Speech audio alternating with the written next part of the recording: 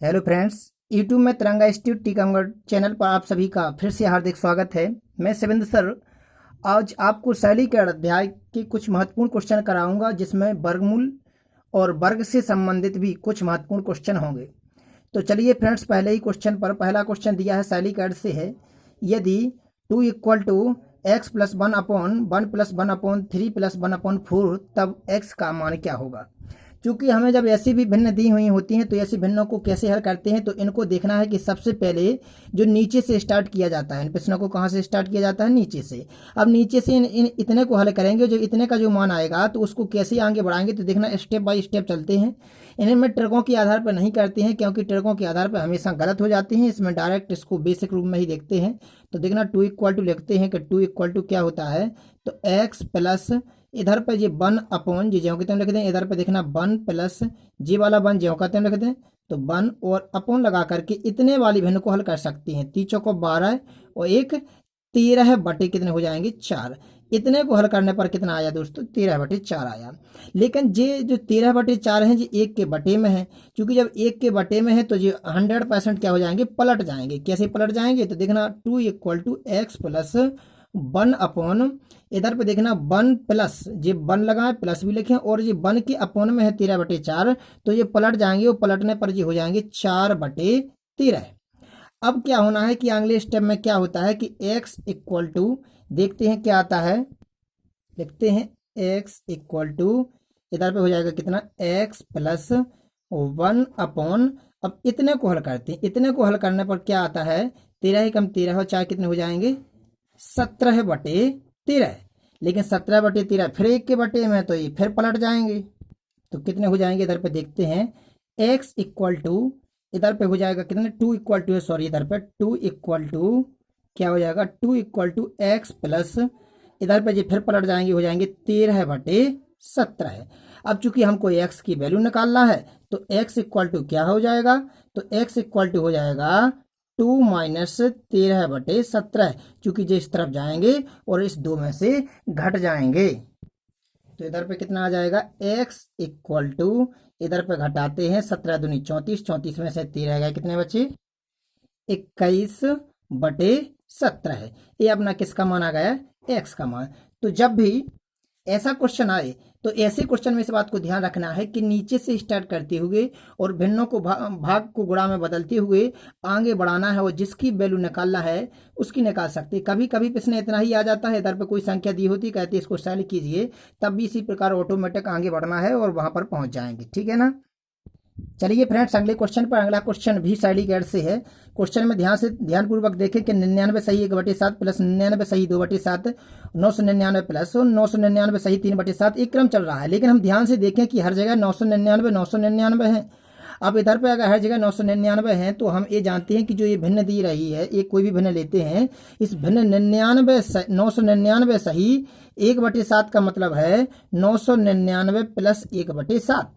तो इधर पे एक काम करते हैं, सबसे पहले कि इस वाली भिन्न में जहां जहां जी लगा है इधर पे प्लस लगा सकते हैं। प्लस लगा करके इनको अलग कर सकते हैं, इसका ध्यान रखना है। इधर पे क्या कर सकते हैं, इसको अलग। अब चूंकि 999 एक बार, 2 बार, 3 बार, 4 बार, 5 बार, 6 बार 999 है, मतलब कितने 999 अलग है इधर पे, 6 बार। तो इसको अलग गुणा 6 कर दो। 999 को अलग करके इनको 999 को इनको अगर जोड़ देंगे तो कितने हो जाएंगे जी, 999 6 बार हो जाएंगे। और बचा को क्या क्या है इधर पे, तो इधर पे बचा 1/7, इधर पे क्या बचा 2/7, इधर पे क्या बचा 3/7, और इधर पे 4/7 बचा, इधर पे बचा 5/7, और इधर पे बचा 6/7। चूंकि जे बचे हुए हैं, जित अपन ने समझा था इसको हटा दें। ठीक है ना।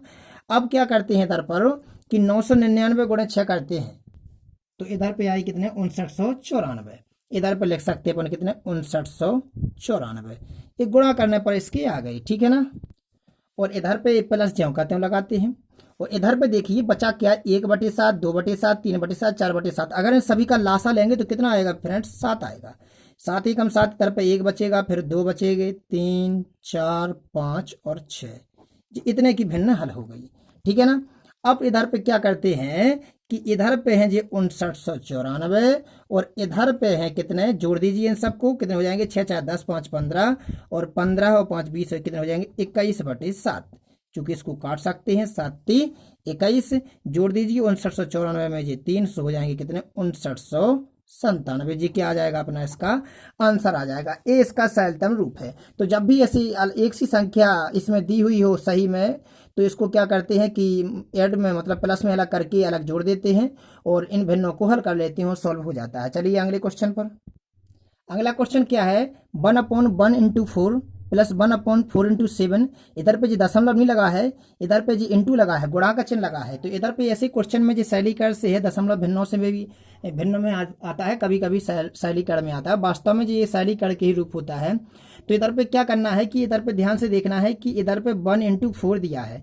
जब किसी भी संख्या में हम लासा लेते हैं ना, तो लासा वास्तव में दो संख्याओं का गुणनफल ही होता है जो नीचे लिखते हैं, लेकिन मल्टीप्लाई करके लिख देते हैं। इधर पे ध्यानपूर्वक देखना है कि 1 और 4 में कितने का अंतर है, 3 का अंतर है। 4 और 7 में कितने का अंतर है, 3 का। 7 और 10 में 3 का, 3 का अंतर चल रहा है। जब इधर पे लासा में 3 का अंतर चल रहा है, तो अगर ऊपर 3 होते तो देखिए क्या होता है, ये वाले प्रश्न में ध्यान रखना है कि जो नीचे अंतर चल रहा है वहां पर ऊपर वही संख्या होती तो क्वेश्चन आगे बढ़ सकता है। मतलब अगर इस 1 की जगह पर 3 होते ना, तो इधर पे हमने 3 लिखे और इधर पे देखें कि अगर 3 के बटे में इधर पे 3/3 का इसमें गुणा करते हैं। चलो तो इधर पे लिखते हैं 3/3, क्योंकि इस मैथ में नियम है कि यदि ऊपर गुणा करने की जरूरत पड़ती है तो नीचे भी गुणा करना पड़ेगा। 3/3 का गुणा किया, इधर पे इसको ज्यों कहते हैं लिख दें अंदर वाले को, ये लिख गया। ऐसा क्यों किया फ्रेंड्स, क्योंकि इधर पे जो अंतर 3 का चल रहा है तो इसमें ऊपर मल्टीप्लाई करना पड़ेगा 3 का। तो उससे क्या होता है, तो देखिए 1/3 बाहर जाओ कितने लिख दें, उस ऊपर वाले 3 का ऊपर वाले में मल्टीप्लाई कर दें तो 3 इधर पे आ जाएंगे 1 × 4 प्लस इधर पे आ जाएगा 3/4 × 7। ये 3 जो मल्टीप्लाई होगा सभी में हो जाएगा, ठीक है ना, ये सभी में मल्टीप्लाई हो गया। अब इधर पे 1/3 को जो कहते हैं लिख दें और इसको ध्यान पूर्वक देखना, इस एक को समझ लोगे तो इस सभी को तोड़ना आ जाएगा। इसको तोड़ना है, कैसे तोड़ना है, इसको हम क्या लिख सकते हैं 3/1 × 4। इसको क्या लिख सकते हैं, इसको लिख सकते हैं 1 - 1/4। अब देखना कैसे, अगर 1 - 1/4 में क्यों तोड़ा कोई पूछे तो इसको इसलिए तोड़ा क्योंकि इसको भी ऐसे तोड़ेंगे तो ये एक दूसरे से क्रॉस हो जाते हैं, कट जाते हैं। तो अगर इन्होंने किसी ने पूछा कि इसको ऐसा क्यों लिखा, तो यदि इसको ऐसा लिखा है तो इसको अगर सॉल्व करेंगे तो यही आना चाहिए। जैसे हम देखते हैं, देखना जैसे 1 - 1/4 को हल करते हैं, 4 एकम 4 मतलब 4 आ जाएंगे जी, 4 - 1 कितने हो जाएंगे 3/4। इस भिन्न को हल करने पर कितने आ रहे हैं 3/4। और वास्तव में इधर पर इसी प्रकार अगले वाले को हल करते हैं। अगले वाले को कैसे तोड़ते हैं, इसको लिखेंगे 1/4 माइनस इधर भी आ जाएंगे कितने 1/7। अब कैसे मालूम पड़ेगा किसको ऐसे तोड़ना है, तो जो नीचे इंटू मल्टीप्लाई में दिए, जैसे 4 × 7 दिए तो देखिए 1 के बटे में 4 कर देना, 1 के बटे में 7 कर देना, बीच में माइनस लगा देना और ऊपर यदि इन दोनों को घटाएंगे तो इसी को हल करने पर कितने आएंगे, ये आएंगे। इसी प्रकार ये टूटेगा कितने में, इधर पे आ जाएंगे 1/7 माइनस 1/10। 1 के बटे में जो पहले वाले करते, दूसरे के बटे में 1 करते। देखिए शुरुआत वाले के बटे में जैसे इधर पे 1 कर दिया, इधर पे एक क्रम बराबर चलता रहेगा, ठीक है ना। इसी प्रकार अगले वाले को लिखेंगे, इस वाले को देखिए हमने सभी को ओपन कर दिया। अब इधर पे ध्यान पूर्वक देखें कि इधर पे यदि कोष्टक खोल भी दिए जाएंगे तो प्लस लगे हुए हैं। जब एक प्लस की संख्या रहती है एक माइनस की तो कट जाती है, क्योंकि माइनस के 1/4 से प्लस के 1/4 कट जाएंगे। इसी प्रकार 1/7 से 1/7, 1/10 से 1/10, 1/13 से 1/13। और इधर पे देखते हैं कि बाहर तो जो 1/3 बचे थे, अंदर इधर पे क्या बचा, नहीं कटा, जो 1 बचा, और क्या बचा लास्ट में बचा है 1/16। अब 1/16 बचे लास्ट में, इसको हल कर लेते हैं। कैसे हल करते हैं, तो 1/3 ज्यों कहते हूँ और इधर पर इसको हल करते हैं 16 एकम 16, 16 में से गया कितने 15/16 और इधर पे इसको काट देते हैं 3 × 5 = 15 है, तो इधर पे बचे 5/16। ये क्या आ गया, इसका आंसर आ गया। इसका सॉल्यूशन ये रहा। तो क्वेश्चन जब भी ऐसा मैथ में किसी भी क्वेश्चन जब कभी कभी आता है ऐसा कि जब भी ऐसे जो क्वेश्चन मल्टीप्लाई में दिए हो नीचे ऐसे लासा मतलब बटे में, तो इसको ये ध्यान देखना है कि इनमें कितने का अंतर चल रहा है, उसमें ऊपर वाली संख्या में मल्टीप्लाई करते हैं। जब ऊपर मल्टीप्लाई करते हैं तो नीचे भी मल्टीप्लाई करना होता है, इसलिए कॉमन लेकर उसको बाहर निकाल देते हैं। चलिए अगले क्वेश्चन पर। क्वेश्चन अगला कहता है 4750 में से किस सबसे छोटी संख्या को घटाने पर एक पूर्ण वर्ग संख्या प्राप्त होगी। मतलब जो संख्या दी है हमें 4750, विकेस में से कौन सी संख्या घटा दी जाए कि यह एक पूर्ण वर्ग बन जाए। जब भी इसने वर्गमूल, ये वास्तव में वर्गमूल वाले अध्याय से ध्यान रखना, तो जब भी क्वेश्चन में घटाने की बात हो, घटाने की या जोड़ने की, क्या जोड़ दिया जाए कि पूर्ण वर्ग बन जाए या क्या घटा दिया जाए कि पूर्ण वर्ग बन जाए, तो जब घटाने या जोड़ने की बात होती है तो इस वाली जो संख्या दी हुई है इसको भाग विधि से हल करना है। कौन विधि से हल करना है? भाग विधि से वर्गमूल निकालना है इसका। लेकिन यदि क्वेश्चन में, ये हम और क्वेश्चनों के लिए बता रहे हैं, लेकिन यदि क्वेश्चन में इधर पे कहा जाए कि वह कौन सी संख्या गुणा कर दिया जाए या भाग दे दिया जाए, तो जब गुणा की, किस किस की, गुणा की और भाग की बात होती है तो उसको हमको करना है गुणनखंड विधि से, एलसी मतलब इसको करना है वर्गमूल। लेकिन जब घटाने की जोड़ने की बात आए तो भाग विधि से करना है। अब भाग विधि सबको आती होगी, इधर से दाएं तरफ से इसके इधर से दो दो के जुड़ा बनाते हैं। अब ऐसी संख्या का मतलब उसी संख्या का उसी संख्या में गुणा करते हैं कि जो इस जोड़े से ज्यादा नहीं हो जाए, मतलब 47 से तो 6 छंग 36 आ जाएंगे इधर पर। इधर पे इसको घटा देंगे, बाहर वाले जोड़ देंगे, 6 6 12, इधर पे घट जाएंगे, कितने बचेंगे इधर पे, तो इधर पे आते हैं 11। अब अगला जोड़ा का जोड़ा आएगा इधर पे 50। अब इधर पे ऐसी कौन सी संख्या लिखें एक सी कि इसमें मल्टीप्लाई करने पर इससे ज्यादा ना हो जाए, तो ऐसी संख्या 8 है। यदि हम इधर पे 8 रखेंगे तो देखना 128 में अगर 8 का गुणा करते हैं तो इससे ज्यादा नहीं होगी, गुणा करने पे आते हैं 1024। ये 1024 इससे ज्यादा नहीं है, तो इधर पे 1024 रखते हैं, कितनी बार गया है अपना, ये 8 बार गया है। इधर पे फिर जोड़ देते हैं 8 8 16, इधर पे आ जाएंगे 136। इधर पे जो घट जाएंगे, घटने पर कितने आते हैं इधर पे, तो इधर पे घटने पे आते हैं 126। अब क्या देखना है कि जो यदि 180 जो शेष में आ रहे हैं, यदि इधर पे जो 126 ना ही आते, इधर पे 0 0 आ जाते, तो एक किसी की पूर्ण वर्ग संख्या मानी जाती। मतलब किसकी हो जाती? 61 की। 61 की पूर्ण वर्ग संख्या बन जाती। कि कौन संख्या? 4750। कब? जब इधर पे 0 0 आते लेकिन लास्ट में शेष में कितने आ रहा है? 126। मतलब परेशान कौन सी संख्या कर रही है? 126 कर रही है। मतलब यदि इस संख्या में से 126 को घटा दिए जाएंगे एडवांस में, तो कोई शेष बचने का चांस नहीं रहेगा। मतलब हम कह सकते हैं कि वे कहते थे कि कौन सी सबसे छोटी संख्या घटाई जाए, तो हम कह सकते हैं 126 घटा दीजिए। यदि 4750 में से 126 को घटा दिया जाएगा तो वो 61 का पूर्ण वर्ग बन जाएगा। लेकिन यदि क्वेश्चन में पूछ लिया जाता कि कितने जोड़ दिए जाएं, तो उसकी कंडीशन अलग होती है। चलिए अगले क्वेश्चन पर। अगला क्वेश्चन कहता है कि उस सबसे छोटी संख्या जिससे 900 को गुणा करने पर प्राप्त गुणनफल एक पूर्ण घन संख्या है, तो उनकी अंकों का योग क्या है। कहते हैं कि उस सबसे छोटी संख्या जिससे 900 को गुणा करने पर, कोई संख्या है मालूम नहीं है, तो संख्या को हम क्या मानते हैं? संख्या पद्धति अध्याय से रिलेटिव क्वेश्चन रखता है, लेकिन वास्तव में किससा है? घनमूल अध्याय से है, ठीक है ना, वर्गमूल और घनमूल से है। तो कहते हैं कि बस सबसे छोटी संख्या, तो हम मानते हैं कि सबसे छोटी संख्या वो है x, जिससे कितने से गुणा करने पर? 900 से। यदि वे कहते हैं कि वह संख्या कौन सी छोटी है कि जिसमें यदि 900 से गुणा कर दिया जाए तो गुणनफल एक पूर्ण घन बन जाता है। क्या बन जाता है? घन। संख्या x थी, इसका क्या बन जाता है? घन। घन मतलब 3 की घात के बराबर हो जाता है या प्राप्त होता है, तब भी ये सब बराबर में रखते हैं। अब इधर पे इसको हल करते हैं, x की वैल्यू निकालते हैं। इधर पे 1x से 1x तो कट जाएगा, इधर पे बचेगा x square. x square equal to कितने हैं इधर पे? 900।